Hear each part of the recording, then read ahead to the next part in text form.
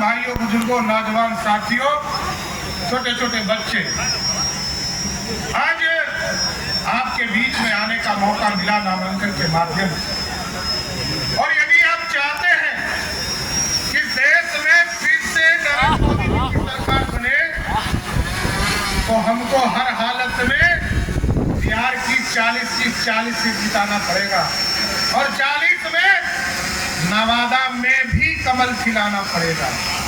और साथियों, इसलिए मैं कहना चाहता हूं, क्योंकि देखिए, ये तो माफियाओं का इलाका रहा है। तब मैंने कहा पहले भी, बालू माफिया, शराब माफिया और जमीन माफिया, इसको यदि बिहार से भगाना है तो हर हालत में एनडीए को जिताना पड़ेगा। और इस बार तो अभी हम लोगों ने सरकार बनाया साथियों, माफियाओं पे कानून भी बना दिया है। ऐसा है कि नहीं कि छोड़ने वाले नहीं है। अभी हम लोगों ने कानून बनाया है विधानसभा में। ये जो माफिया लोग हैं, बालू माफिया लोग, क्योंकि आपके यहाँ तो माफिया है, लोग ही चुनाव लड़ने वाले हैं विवेक जी के खिलाफ। वो कोई हो, चाहे वो राजद वाला हो, कोई निर्दलीय हो, वो माफिया ही चुनाव लड़ेगा। आप स्पष्ट रहिए, भाजपा को जिताइए। चुनाव के बाद गारंटी देता हूं, जिस तरह मोदी जी की गारंटी है, बिहार में भी गारंटी है, कोई माफिया बिहार की सड़कों पे नहीं दिखेगा। और बिहार के विकास के लिए काम करना है साथियों। देश के यशस्वी प्रधानमंत्री नरेंद्र मोदी जी विकसित भारत का संकल्प लेकर चले और 2047 तक भारत बने। ये कोई प्रधानमंत्री कभी सोचा नहीं करता, किसी प्रधानमंत्री ने कभी नहीं सोचा। आज देश के यशस्वी प्रधानमंत्री जी ने सोचा कि 2047 तक इस देश को दुनिया का सबसे बड़ा सुपर पावर बनाना है। और आप सोचिए कि कहा चिराग जी ने कि आज दुनिया में हम 11वें स्थान पर आर्थिक व्यवस्था में खड़े थे, लेकिन नरेंद्र मोदी जी जब सत्ता में आए तो कुछ कांग्रेसिया लोग कहते थे कि मोदी जी सरकार चला पाएंगे, लेकिन आज मोदी जी ने सरकार भी चलाया। 10 साल तक साथियों दुनिया में डिप्लोमेसी से भी खड़ा किया और दुनिया में जो 11वें स्थान पर हम आर्थिक व्यवस्था में खड़ा थे, अंग्रेजों को हराकर आज हम 5वें स्थान पर खड़े हैं दुनिया में। साथ आज हमारे पास पैसा है, दुनिया सब बैग पार कर गया। अमेरिका का जीडीपी 2% पर है, चाइना का जीडीपी 3% पर है, लेकिन बिहार, एक तो बिहार 10% पर है और देश का जीडीपी 8% पर है। आप सोचिए, दुनिया में सबसे ज्यादा विकास कर रहे हैं। इसलिए साथियों, हम यही आग्रह करेंगे, निवेदन करेंगे। जब ठीक कहा आदरणीय विवेक जी ने, अभी हम लोगों ने डबल इंजन की जब सरकार बनी साथियों, कई बार प्रधानमंत्री जी से चर्चा होती थी आयुष्मान भारत कार्ड, क्योंकि ये गारंटी है किसी गरीब को एक कागज दिखाई और किसी हॉस्पिटल में भर्ती हो जाए। हमारी बहनों का गहना जो है गिरवी रखना पड़ता था, बैंकों से पैसा निकालना पड़ता था, लेकिन हम लोगों ने एक विशेष ड्राइव चलाया और पूरे बिहार में जिस भी गरीब को 5 किलो अनाज मिलता है, यहाँ पे कितने लोगों को 5 किलो अनाज मिलता है साथियों? जिनको 5 किलो अनाज मिल रहा है। अब समझिए कि 5 लाख तक का बीमा का इलाज भी नरेंद्र मोदी की सरकार करने जा रहा है साथियों, ये मैं बताना चाहता हूँ। इसलिए एकदम बेफिक्र हो जाइए, ये मोदी सरकार है, मोदी की गारंटी है। देश में जिस तरह भ्रष्टाचारी नहीं बच सकते और बिहार में कोई भी माफिया नहीं बच सकता, इसकी काम हम लोग आगे बढ़ाने का काम कर रहे हैं। इसलिए हम यही आग्रह करने आए हैं, निवेदन करने आए कि 2024 के चुनाव में 40 की 40 सीट चाहिए, क्योंकि पिछले बार 1 सीट घट गया था और हम 39 सीट जीत पाए थे। लेकिन नवादा का आशीर्वाद मिला तो हमको पूरा भरोसा है कि पिछले बार जिस तरह आप लाखों वोट से लोजपा के उम्मीदवार को जिताने का काम किए थे, इस बार एकदम संकल्प लीजिए, इस बार लाख वोट से फिर भाजपा के उम्मीदवार को जिताकर इस पूरे बिहार में 40 की 40 सीट जिताना, क्योंकि विकसित भारत तभी हो पाए चाहिए। और मजबूत प्रधानमंत्री कैसा चाहिए? मोदी जी जब देखिए यूक्रेन में बच्चे फंसे थे और यूक्रेन में जब लाखों बच्चे बिहार के मेडिकल करने गए थे, वो बच्चा निकल नहीं पा रहा। मोदी जी ने हस्तक्षेप किया, यूक्रेन को भी कहा और रसिया को भी कहा कि युद्ध एक दिन के लिए रोकना होगा, क्योंकि बिहार के बच्चे, देश के, हिंदुस्तान के बच्चे को भारत लौटना है।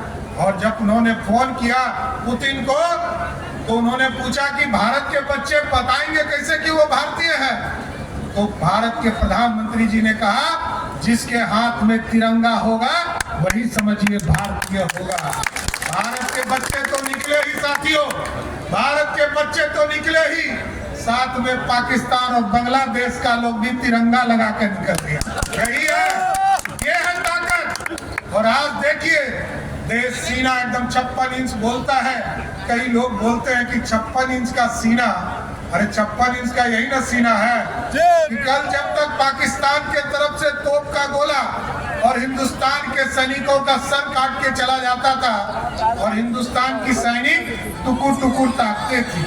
लेकिन आज मोदी जी ने कहा है यदि पाकिस्तान के तरफ से एक चुटपुटिया बिड़िया बम भी फेंक दे, हिंदुस्तान के तरफ से तोप का गोला फेंकने का काम करो। और पाकिस्तान में ये अनुभव हो गया। हम लोग महाभारत में सुनते थे कि रामायण में बजरंग बली 7 समुद्र पार करके लंका पहुंच गए। उसी तरह मोदी जी ने कहा पुलवामा का जब हमला हुआ 2019 में, तो देश के यशस्वी प्रधानमंत्री जी ने कहा वहां जो आतंकवादी छुपा हुआ है उसके घर में घुसो, और घर में घुसकर मारकर हिंदुस्तान फिर वापस आने का काम किया। यह है भारत। आज भारत बढ़ रहा है साथी। इसलिए हम यही आग्रह करेंगे, निवेदन करेंगे कि बहुत से लोग आएंगे और बहुत सी जातियों के उम्मीदवार भी खड़े करेंगे।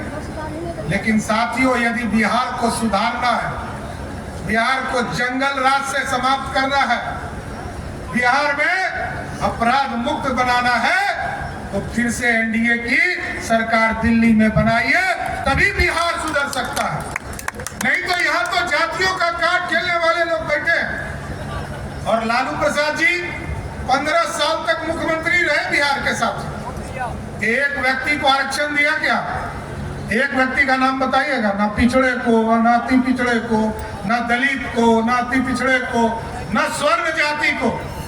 लेकिन भाजपा जब जब सरकार में रही है साथियों, मंडल भी हम समर्थन करते हैं और कमंडल भी भाजपा समर्थन करने का काम करती है, और साथियों एक एक वर्ग को जोड़ती है। लेकिन लालू प्रसाद जी का आरक्षण का फॉर्मूला क्या है? उनका फॉर्मूला है पहले पत्नी श्रीमती राबड़ी देवी, फिर कहा कि हमारा बेटा क्रिकेट नहीं खेल पाया, पानी ढोते रह गया, अब इसको मुख्यमंत्री बना दो। और फिर कहा एक दूसरा बेटा मेरा हरे राम हरे कृष्णा करता है, इसको मंत्री बना दो। फिर जब राम कृपाल जी अभी यहाँ बैठे थे, जब राम कृपाल जी ने एक बेटी को चुनाव हरा दिया तो कहा कि राज्यसभा भेज दो। फिर अब दूसरी बेटी को छपरा से चुनाव लड़ा रहे हैं। तो देखिए तो 5 बहन का क्या होगा? मेरी चिंता वो है कि 2 बहन 2 भाई तो आ गए सत्ता में, वो 5 को जो बहन बच गए उसको भी सत्ता दे दीजिए।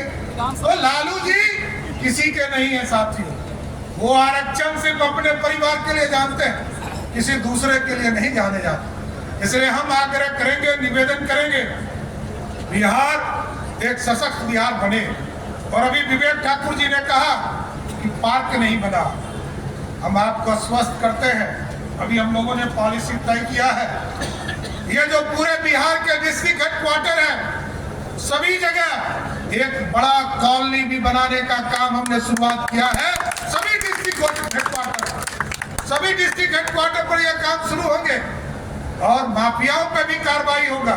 लेकिन डिस्ट्रिक्ट हेडक्वार्टर पे एक बड़ा कॉलोनी 1000 एकड़ का कॉलोनी बनाकर पूरे विकसित बिहार बनाने का काम किया जाए। इसलिए हम साथियों सभी लोगों से आग्रह करेंगे कि मोदी जी को अब की बार 40 पार करेगा ना बिहार से, और अब की बार 400 पार होगा कि नहीं होगा? तो हम आपके तरफ से बोलिए तो विवेक जी को माला पहनाए कि नहीं पहना?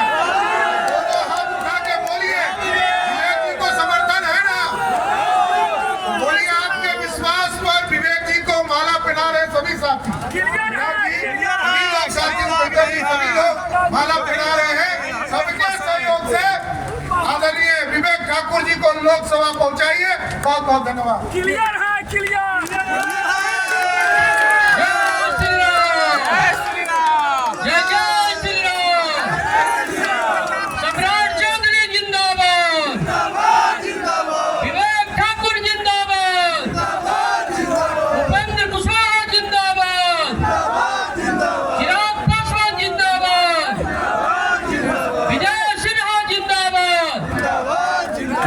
भोजन का भी व्यवस्था है, भोजन लेकर के आप लोग जाएंगे। सम्राट जी सभा की समाप्ति की जाती है।